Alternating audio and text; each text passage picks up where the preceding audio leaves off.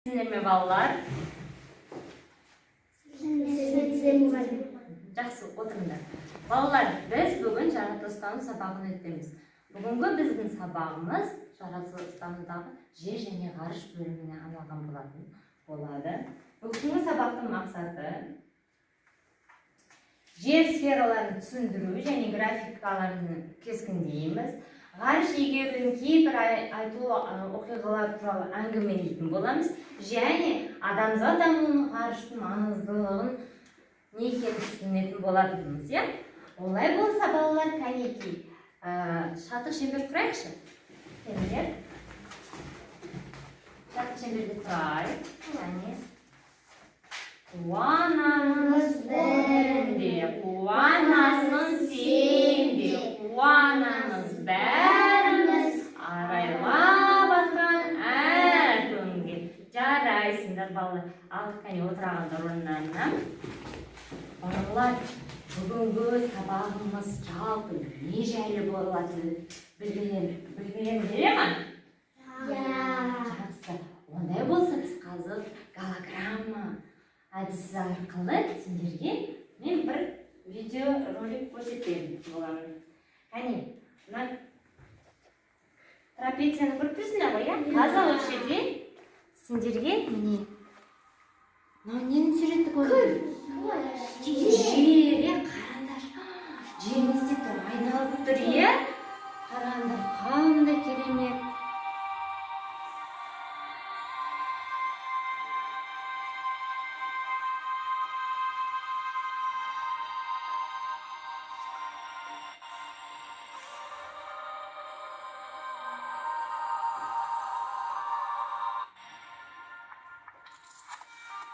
Мынау не нәрсе, балалар? Ай, иә, жердің серігі ай екен.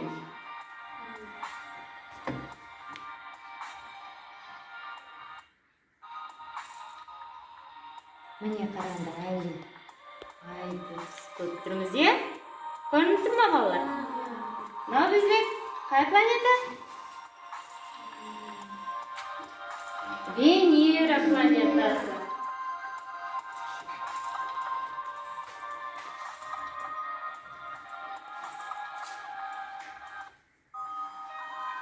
Мынау бізде Сатурн. Қараңдар, қандай керемет.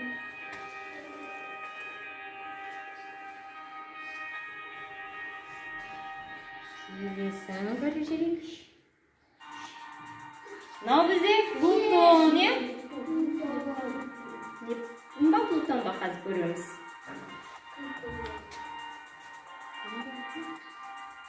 Міне шықты.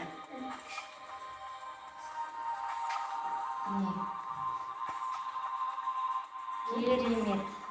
Жақсы. Яғни біз жаңа не туралы видеолар көрдік? Жер шарын жайлы, е? Жер шарындағы планеталар жайлы көрдік.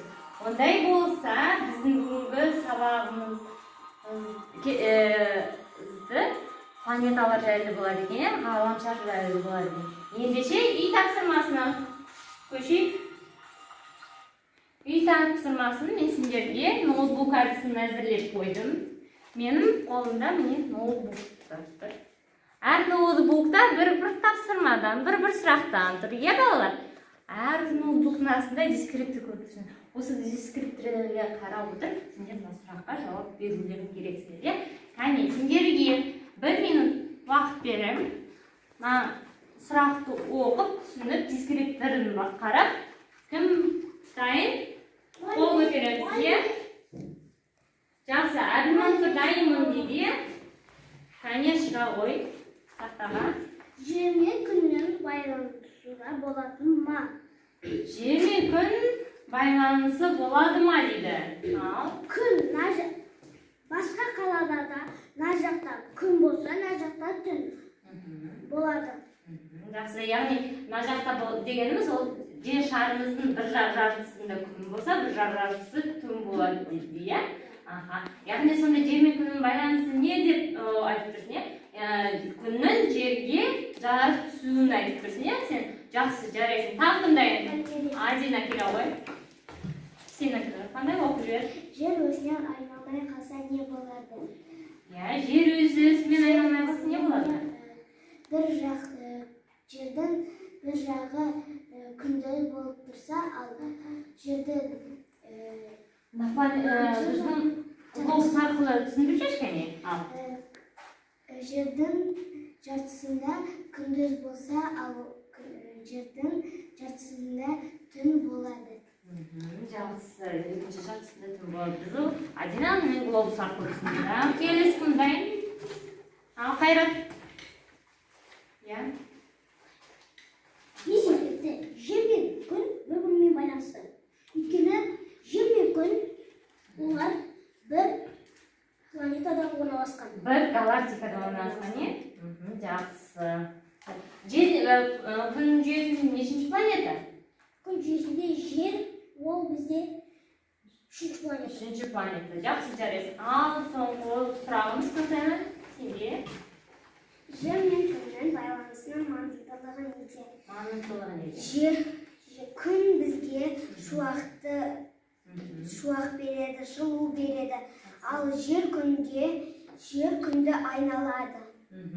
Яғни жер күнді айналып отырып, күннің жарығын, жылуын өзіне тартады екен.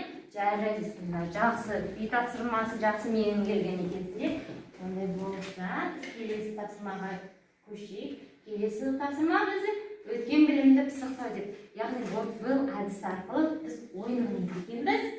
Ол ойындарды біз білімдерімізбен тексереді екенбіз. Жақсы. Қазір бағаны да қоймайын.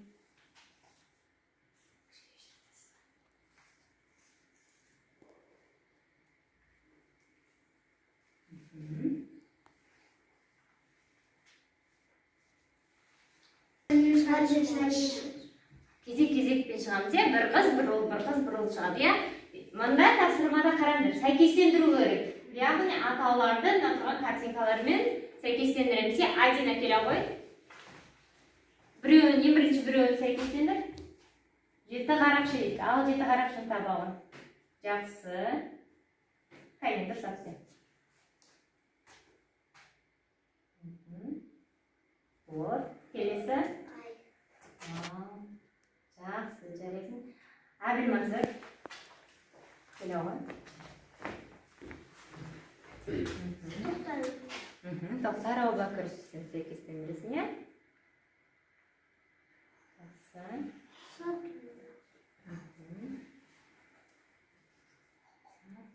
Жақсы. Мысайлан.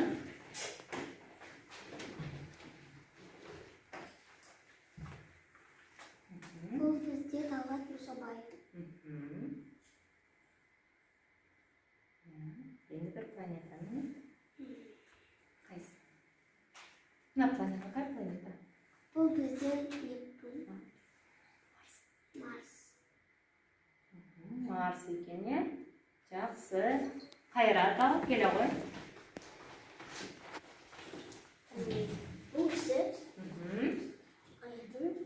Айдын айын беті. Жақсы.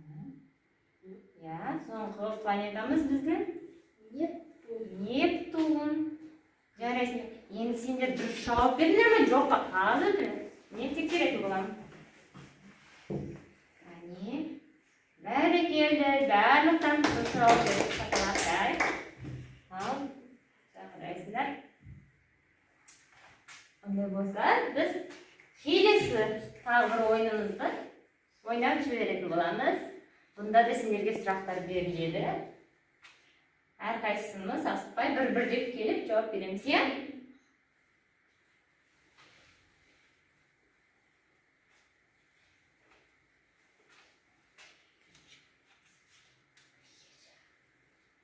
Ал, Әбіл Мансыр келе ғой. Астында сұрақтар тұрады, ал біз оқып жауап береміз, ал. жер күніне бетонның бойына Бір рет айналып шығады дейді. Неше күнде айналып шығады жер орбита бойын?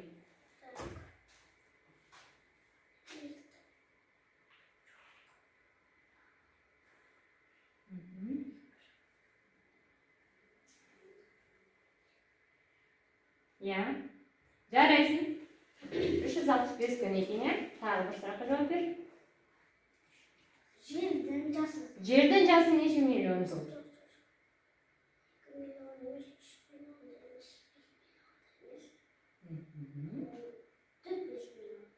4,5 million ekan, ya.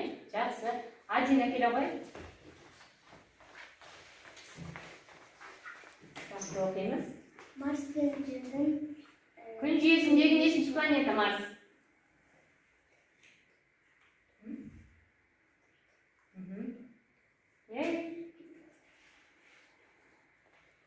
Mars bizda qay planetadan keyin tur? Yerdan keyin tur. Ay, sharqtaspa. Ya'ni 15-chi planeta? Emas. Hozir sen o'ydan chiqasan. Qani? Kim aytadi Mars nechinchi planeta? 4-chi planeta. Al, tag'ida bir qaytalab bering. Bizda yana Adina kichkina qat'iylashtirib jibirib berdi. Hozir biz qaytadan o'yinni жалғастырамыз. Qani? Chiqqan kim bor? Masalan, ya?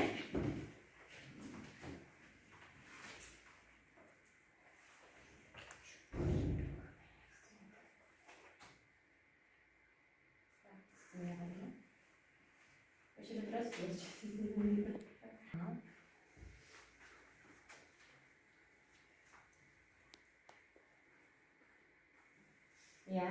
yerdan jasi. Yerdan jasi. Qancha million deb jana? Abdulmansur faqat aytib berdi qo'y. Necha million deb aytdi? Aha, yaxshi.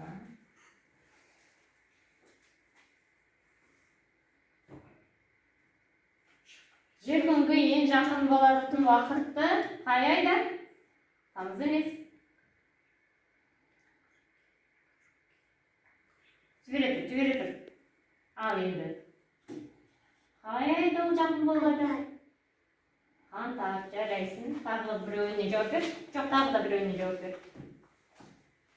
Mars kun juyesindagi nechinchi planeta?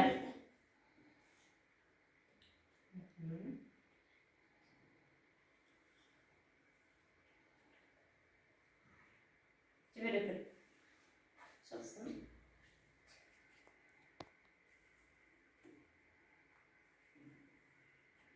Jaraysin mirzo, xayrat.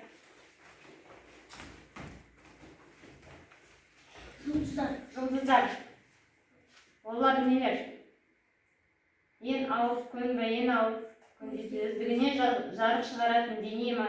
Жақсы. Жердің табиғи серігі? Жердің табиғи серігі кім екен? Не екен? Ай екен. Так, біреуі ойнап жіберейік. Жер бетіндегі 71% не құрайды? Мұхиттар мен сулар құрайды екен. Жақсы, жарайсыңдар. Өте көп білім алыпсыңдар. Ондай болса, біз келесі тапсырмаға көшетін боламыз. Келесі тапсырмамыз сол біздің сергі түседі. Шашаған боласыңдар, е? Ендеше біз бір тұрып сергі алайық. Орнымыздан тұрып.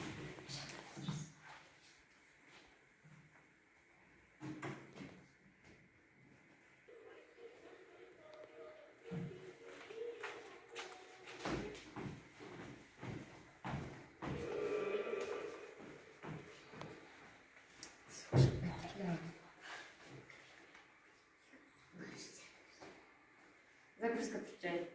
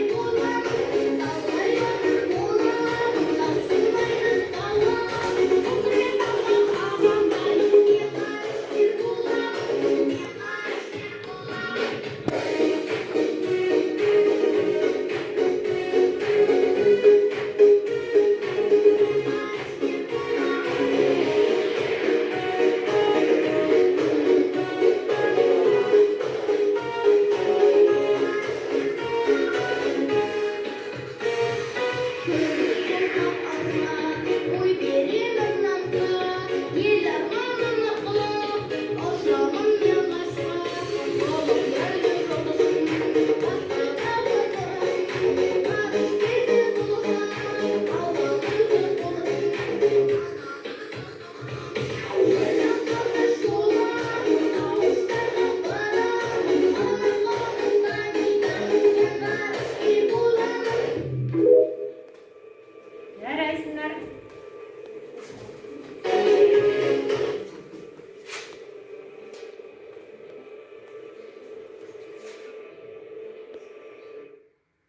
Жақсы.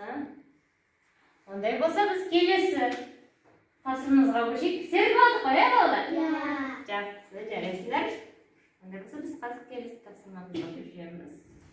Келесі тапсырма бізде Фирлс әдісі дейді. Яғни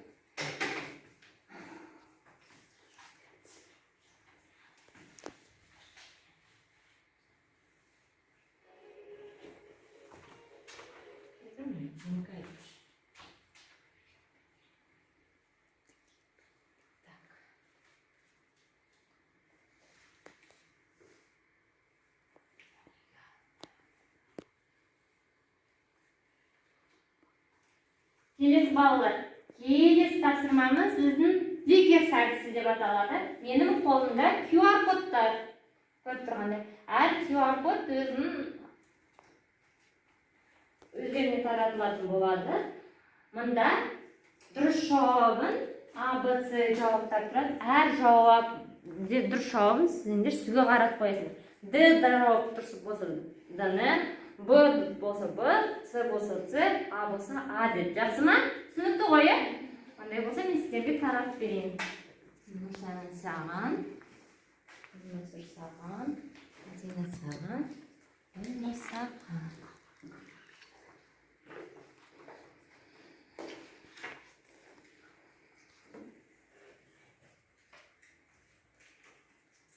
Қазір экранға мен сұрақтарды қоятын боламын.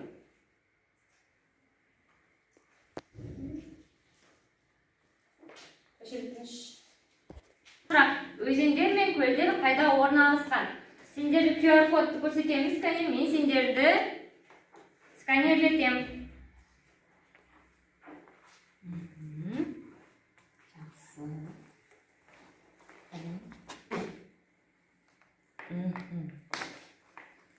Келесі сұрақ. Биосфера дегеніміз не? А. Тірі ағзалардың тіршілік ететін ортасы, жердің қатты қабығы, жердің ауа қабығы және ауаның құйылма ағыстар ортасы дейді. Қайсы дұрыс деп ойлайсыңдар? Дайынсыздар ма?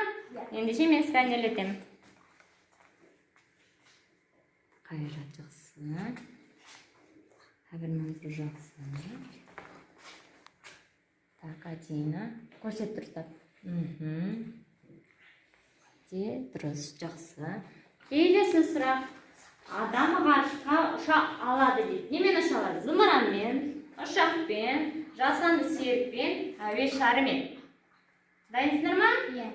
Кетшік, мен тағы да сканерлетем. Жарайсыңдар. Адина дұрыстан бойланамыз. Мұсанамызға бойланамыз. Келесі. Ғарышқа алғаш болып кім ұшады? Ғарышкер Юрий Гагарин, американдық астроном Нил Армстронг, жасанды серік Вилка мен Стрелка. Кім деп ойлайсыңдар? Дайынсыздар ма? Қайрат. Дұрыстап ойлану керек.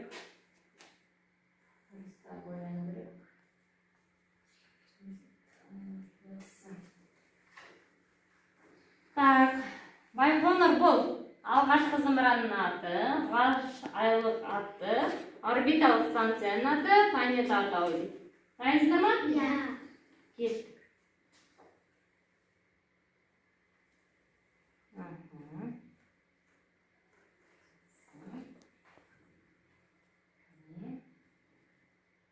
Жарайсыңдар. Ал енді сендердің міндетіңді қазір тақтаға шығаратын боламын.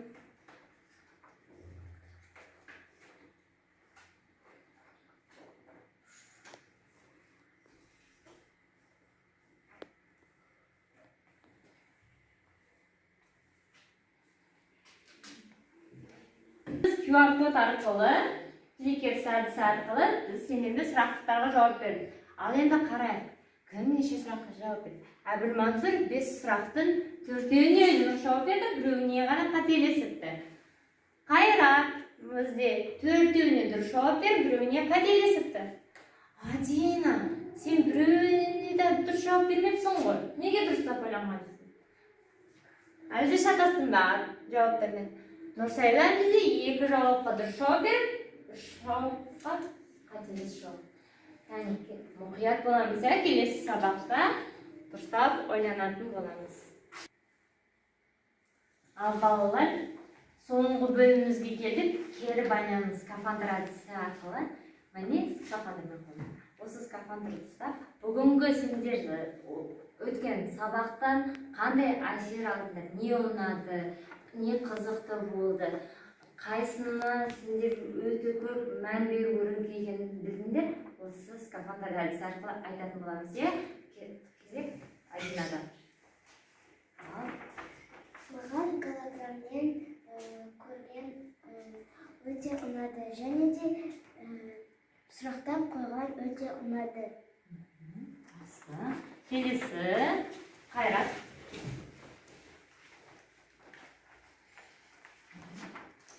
Маған сұрақтарға жауап берген ұнады. Олар ғарыш туралы болды. Және голограммамен жұмыс жасаған өте жақсы болды. Жақсы, жарайсың. Қайрат. Бетіне көтереміз. Маған ұшақта ойынды ұнады. Сосын голограмма видеоны ұнады маған. Жақсы, жарайсың. Ал Нұрсайлан.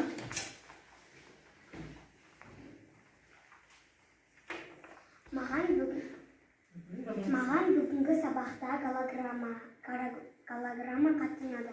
Және де сұрақтары қатты ұнады. Сұрақтарға жауап беру қатты ұнады, иә? Жақсы, жарайсың.